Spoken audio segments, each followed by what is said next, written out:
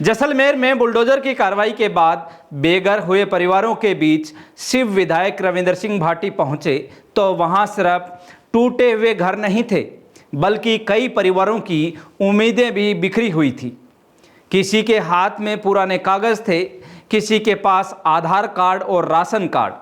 कई लोग बिजली कनेक्शन के दस्तावेज दिखा रहे थे। महिलाओं और बच्चियों की आंखों में एक ही सवाल था, इतने साल से यहाँ रह रहे थे, अब जाएं तो कहां जाएं। शिव विधायक रविंद्र सिंह भाटी गुरुवार को जैसलमेर की तोताराम की ढाणी और बब्बर मगरा के आसपास के क्षेत्र में पहुंचे। यहां नगर परिषद की ओर से अतिक्रमण हटाओ अभियान के तहत कार्रवाई की गई थी।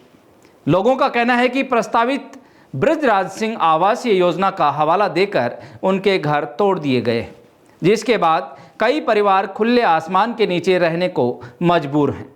मौके पर पहुंचे रविंद्र सिंह भाटी ने लोगों से मुलाकात की, उनकी समस्याएं सुनी और पूरे इलाके का पैदल दौरा किया। पीड़ित परिवारों ने बताया कि वे लंबे समय से यहां रह रहे थे। उनके आधार कार्ड, राशन कार्ड और बिजली कनेक्शन तक इसी पते के हैं। इसके बावजूद अचानक हुई कार्रवाई ने उनके सामने रहने का संकट खड़ा कर दिया है। भाटी ने लोगों को भरोसा दिलाया कि वे इस मामले में उन्हें अकेला नहीं छोड़ेंगे। उन्होंने कहा कि अगर सरकार किसी का भला नहीं कर सकती तो कम से कम गरीबों का नुकसान भी नहीं करना चाहिए। सभा को संबोधित करते हुए रविंद्र सिंह भाटी ने सरकार की नीतियों पर सवाल उठाए। उन्होंने कहा कि जैसलमेर और पूरे मारवाड़ क्षेत्र में कई बड़ी कंपनियों को लाखों बीघा जमीन आवंटित की जा रही है, लेकिन गरीब और कमजोर वर्ग के लोगों के लिए संवेदना क्यों नहीं दिखाई जा रही। भाटी ने बृजराज सिंह आवासीय योजना के नाम पर लोगों को हटाने की कार्रवाई को गलत बताया है। उनका कहना है कि पूर्व महारावल बृजराज सिंह ने लोगों को बसाने का काम किया था। ऐसे में उनके नाम की कॉलोनी के लिए गरीबों को उजाड़ना कई सवाल खड़े करता है। सर्किट हाउस में पत्रकारों से बातचीत के दौरान भाटी ने कहा कि उन्होंने मौके पर जो हालात देखे हैं उससे ये साफ लगता है कि कई परिवारों के साथ अन्याय हुआ है। उन्होंने कहा कि जिन लोगों के घर तोड़ दिए गए हैं वे वर्षों से यहाँ बसवान थे और उनके पास पहचान व निवास से जुड़े दस्तावेज भी मौजूद हैं।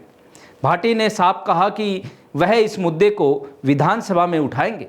जरूरत पड़ी तो सड़क पर उतरकर भी संघर्ष करने में पीछे नहीं हटेंगे। हालांकि उन्होंने ये भी कहा कि वे कानून व्यवस्था बिगाड़ने के पक्ष में नहीं हैं और स्थानीय लोग भी शांतिपूर्ण समाधान चाहते हैं।